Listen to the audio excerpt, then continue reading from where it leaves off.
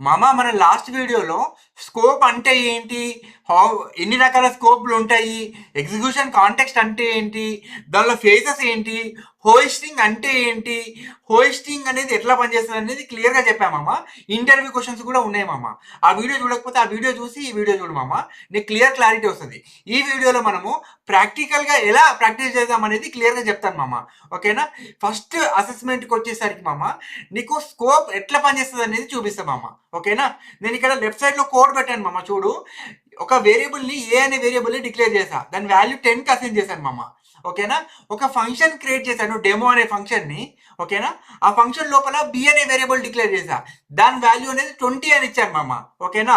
ఇప్పుడు console dot log of A, తర్వాత next line లో console dot log of B అని ఇచ్చాను మామ.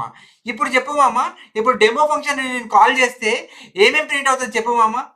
నువ్వు క్లియర్గా చెప్పగలుగుతావో లేదో నేను ఆలోచిస్తా. చెప్పు మామ, వర్కౌట్ అవుతుందా, ఏమన్నా ఎర్రర్ వస్తుందా? నువ్వు ఒక క్షణం ఆలోచించి చెప్పు మామ. ఏ వాల్యూ 10 అని ప్రింట్ అవుతుంది, బి వాల్యూ 20 అని ప్రింట్ అవుతుంది అని అనుకుంటున్నావా? ఒకవేళ నువ్వు అలా అనుకుంటే మాత్రం 100కి 100% కరెక్ట్ మామ. ఓకేనా మామ? నేను ఒకవేళ console dot log of B అని చెప్పి ఆ ఫంక్షన్ తర్వాత నేను ఒకవేళ డిక్లేర్ చేస్తే నాకు ఆ వేరియబుల్ యాక్సెస్ అవుతుందా?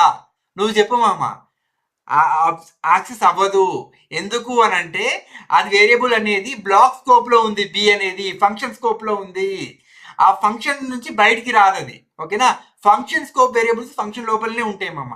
నాకు తెలిసి నీకు అర్థమైందని అనుకుంటున్నా. గ్లోబల్ ఫంక్షన్స్ ఎలా, గ్లోబల్ వేరియబుల్స్ ఎలా పనిచేస్తాయి, ఫంక్షన్ వేరియబుల్స్ ఎలా పనిచేస్తాయి, అండ్ ఫంక్షన్ వేరియబుల్స్ ని బయట యాక్సెస్ చేయగలుగుతామా లేదా అనేది క్లియర్ గా అర్థమైందని అనుకుంటున్నామమ్మా నీకు. ఓకేనా? మనం సెకండ్ అసెస్మెంట్ కి వచ్చాము. ఈ సెకండ్ అసెస్మెంట్ లో మనము బ్లాక్ స్కోప్ అనేది ఎలా పనిచేస్తుందో నీకు క్లియర్ గా ప్రాక్టికల్ గా చూపిస్తామమ్మా. ఓకేనా?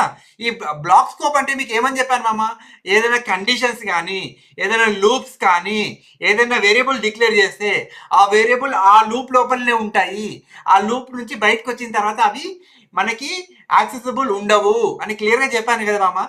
ఇప్పుడు అదే ఎగ్జాంపుల్ ఇక్కడ నేను ఒక స్క్రిప్ట్ లెఫ్ట్ సైడ్ లో పెట్టిన చూడు మామ. ఇఫ్ ట్రూ అని చెప్పేసి కర్లీ ఫ్లవర్ బ్రాకెట్ ఓపెన్ చేసి క్లోజ్ చేశాను మామ. దాని మధ్యలో లెట్ ఎక్స్ ఈక్వల్ టు 5 అన్నాను, కాన్స్టెంట్ వై ఈక్వల్ టు 10 అన్నాను మామ. ఓకేనా? ఈ ఇఫ్ కండిషన్ తర్వాత నేను ఒకవేళ console dot log of X, console dot log of Y అని ప్రింట్ చేశాను అనుకో మామ, అది ఎర్రర్ ఇస్తుంది మామ. ఎందుకంటే X and Y are block scope variables which will not be accessible after that block. అర్థమైందా మామ? ఆ కాన్స్టెంట్ అని అవి ఆ లిమిటెడ్ స్కోప్ లో మాత్రమే ఉంటాయని మీనింగ్ మామ. చూసావా మామ, నేను ఒకవేళ ఎగ్జిక్యూట్ చేయడానికి ట్రై చేస్తే నాకు ఎర్రర్ వచ్చింది, రిఫరెన్స్ ఎర్రర్. చూసావా మన ఎర్రర్ వచ్చిందా రాలేదా? నువ్వు ట్రై చేయమమ్మా నీ బ్రౌజర్ లో. ఓకేనా మామ? థర్డ్ అసెస్మెంట్కి వచ్చాము. ఈ అసెస్మెంట్ లో మీకు చూస్తే కనుక నేను కన్సోల్ డాట్ లాగ్ ఆఫ్ ఏ అని ఇచ్చాను. ఆ నెక్స్ట్ లైన్ లో ఆ వేరియబుల్ ని డిక్లేర్ చేసి అసైన్ చేశాను మామ, ఏ ఈక్వల్ 10 అని. నువ్వు ఒక క్షణం ఆలోచించి చెప్పు మామ, ఇప్పుడు కన్సోల్ డాట్ లాగ్ లో ఏం ప్రింట్ అవుతుంది అనుకుంటున్నావు? 10 ప్రింట్ అవుతుందా మామ? ఒకవేళ నువ్వు 10 ప్రింట్ అవుతుంది అనుకుంటే అది 100కి 100% తప్పు మామ. ఓకేనా? ఏ అనేది అన్డిఫైన్డ్ గా ఉంటుంది, అన్డిఫైన్ అని ప్రింట్ అవుతుంది మామ. ఓకేనా? ఇక్కడ హోయిస్టింగ్ ఏం చేసింది అంటే దాని డిక్లరేషన్ ని మాత్రమే పైకి మూవ్ చేసింది. అండ్ ఇది వేరెంట్ డిక్లేర్ చేసావు కాబట్టి దాని వాల్యూ బై డిఫాల్ట్ గా అన్డిఫైన్డ్ అని ఉంది మామ. ఓకేనా మామ? హోయిస్టింగ్ అనేది లెట్ కి ఎలా పనిచేస్తుందో క్లియర్ గా చూపిస్తా చూడు మామ. ఇక్కడ console dot log of B అని ఇచ్చాను, లెట్ బి ఈక్వల్ టు 20 అని ఇచ్చాను మామ. నువ్వు చెప్పు మామ, ఇప్పుడు ఏం ప్రింట్ అవుతుంది అనుకుంటున్నావు? అన్డిఫైన్ అని అనుకుంటే మాత్రం పప్పులో కాలేసావు మామ. అన్డిఫైన్ ఉండదు, నువ్వు లెట్ అని యూజ్ చేసావు కాబట్టి అది దానికి డిక్లరేషన్ ని పైకి మూవ్ చేస్తుంది, కానీ దానిలో వాల్యూ ఏమి ఉండదు మామ. ఓకేనా? ఇప్పుడు మనకి ఎర్రర్ వస్తుంది మామ, రిఫరెన్స్ ఎర్రర్ వచ్చి you cannot access the variable before it's initialised అని ఎర్రర్ వస్తుంది మామ. ఓకేనా? అలా ఎందుకు వస్తుంది అని అంటే టెంపరీ డెడ్ జోన్ అనే కాన్సెప్ట్ ప్రకారము లెట్ అనేది ఆ స్కోప్ లో మాత్రమే ఉంటుంది మామ. ఓకేనా మామ? ఫంక్షన్ హోస్టింగ్ ఎలా పనిచేస్తుందో ఇప్పుడు నీకు క్లియర్ గా చూపిస్తాను చూడు మామ. నేను గ్రీట్ అనే ఫంక్షన్ ఇన్వోక్ చేస్తున్నా, కానీ దాని డిక్లరేషన్ ని నెక్స్ట్ లైన్ లో పెట్టాను చూడు మామ.